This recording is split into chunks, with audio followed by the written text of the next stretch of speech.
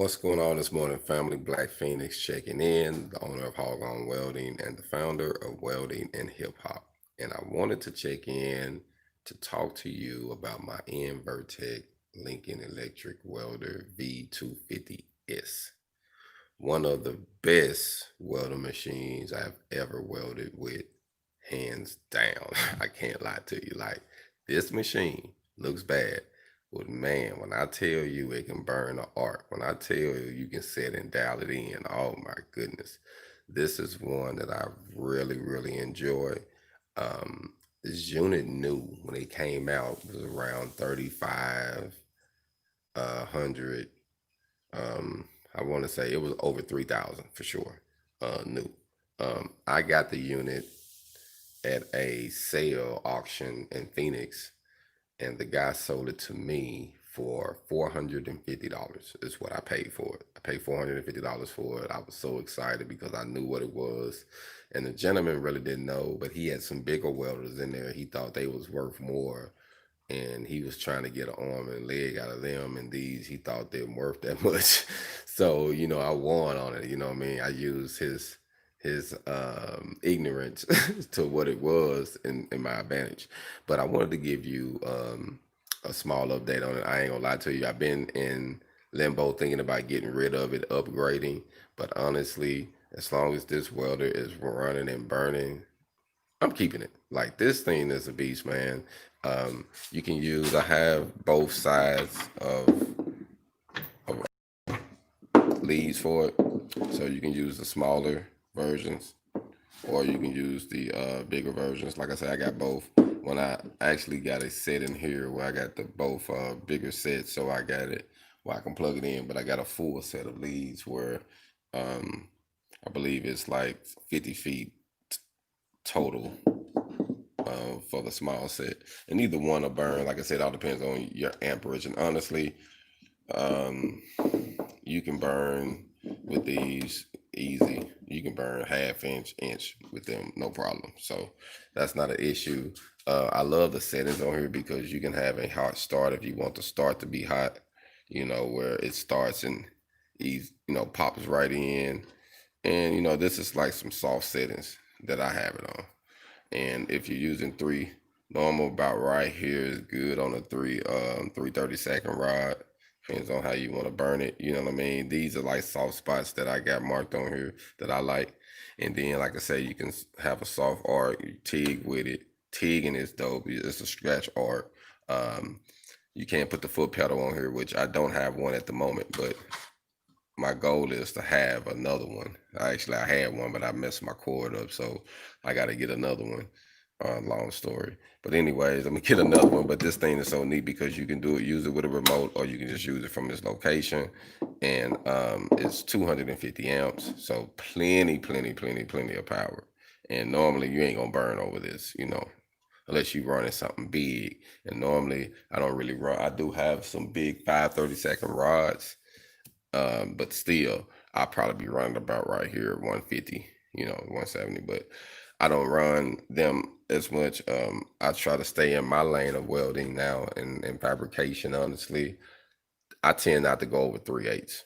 3/8 is my maximum on what I do on a normal basis. But on a everyday basis, normally I don't do nothing over 3/16.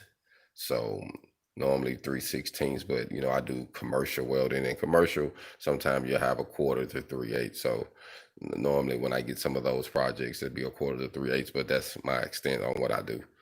But this machine is so awesome. You have ways to set it. You can set it on high voltage, and you can set it on low voltage. You can set it on single voltage. You get the fuses, man. They very inexpensive. I actually got a full set that I bought from a regular hardware store. So you can go to your hardware store and get fuses for it. When I bought it, I took it to one of the Feniks stores to get it serviced.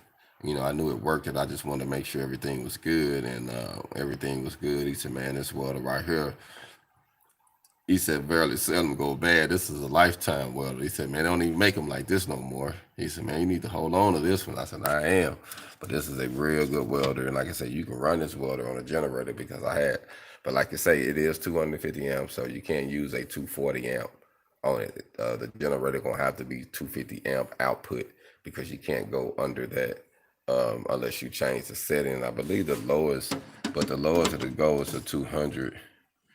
Um, so you can't, yeah, the lowest it'll go is 200, which is here. So you can set it to this one, and it'll be a lower voltage. So some of the 220. But this is a neat welder. Like I say, this has been a man. I had made so much money with this welder. And like I say, I was in limbo thinking about getting rid of it, but the more I think about it, man, I'm gonna keep it. That has been a good one. And then, like I say, it's something I can pass down to my son. This here can instantly get him some money.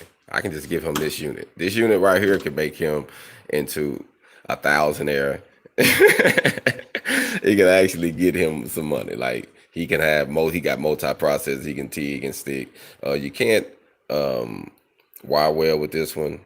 The only downside to it, but you can get you a small Lincoln wire welder, and depends on the size thickness you use, and you can have two machines. So it's cool if you can get one. My goal is to get the new Miller multi-processor. So that's my goal, to get that one. I actually got the Bobcat on my truck, the Miller Bobcat. But like I say, I deal with both. Most people say, "Oh man, I only mess with Lincoln. I only mess with Miller." I like both in the field. Honestly, just from my personal experience when doing structural steel, commercial, residential welding, I like the Bobcat. If it was a pipeline situation, then yes, the pipeliner welder is a no-brainer. Miller do got one that match up with the pipeliner for those who do like Miller, but the Lincoln is most definitely hands down the pipeliner field. But if you're doing construction and just fabrication and installs, and nothing that has to be sound tested and stuff like that, and it's just need to be strong welds, then having a various different machines really doesn't matter, honestly, in my personal opinion. But this Lincoln, man, right here, man, if you can run across one of these, so if you run across one of these and you find one, I think you should keep it and add it to your library like a book. This is a welder you add to the library. You say, "Hey, this is my collection." It'll be like, "Hey, come check out what I got in my library." Like, this is one that you can brag about. Like, this thing will fire up and run good, burn, pass inspections. Like, this thing is great. So for those who looking for a used welder, and you searching around and you run across one of these for a reasonable amount of money, me personally, I would say jump on it and get it. The only way that I would sell it, if somebody had to push me with a nice amount. And then honestly, like I say, for my son, the more I think about it, I think I'm gonna pass. This is gonna be one that I'm gonna most definitely pass down to him, because as long as I keep it up, it'll last for a lifetime. Like I say, it's a good machine. Just got to keep it cleaned out, blow it out, keep everything going, keep it in a good area, dry, And the only thing you'll probably have to replace is the fuses in it. Other than that, man, it'll burn like new money. So for those who looking for a good used welder, I would most definitely recommend it. I would recommend it. Like I say, um, you can't lose with this thing, man. It's a great machine. You can kill several birds in one stone. And like I say, Lincoln showed out when they made this one. All right.